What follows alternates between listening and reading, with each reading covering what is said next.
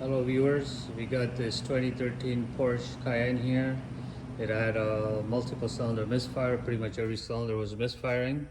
This engine was replaced not long ago by another shop because he had a head gasket issue, I believe. So the misfire was caused by the valve cover. This is the new valve cover going in. It had a ruptured PCV valve in it, which is the PCV system is built into the valve cover, and it was causing an internal leak, a vacuum leak, and causing all the misfires. And you can see all these connectors are all broken. Like, this is how we got the car. Um, we could not save any of these connectors, so we're waiting for the new connectors to come in. And once that's in, we're going to depin most likely one of these. We have the new casings. You can just get these casings here. You can just get these casings like here. You can, depin them and then pin them back into the new one. We're waiting for the part to come in from Porsche.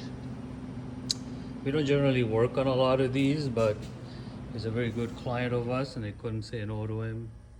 But the whole intake manifold has to be removed, and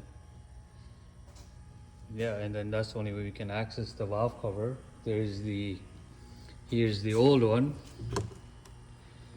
This is the one we removed from the car. And these are the spark plugs.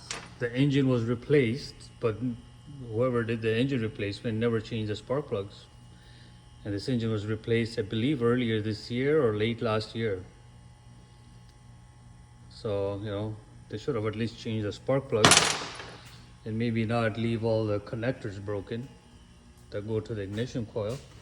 All these connectors are broken. You can see here too. So this is all broken.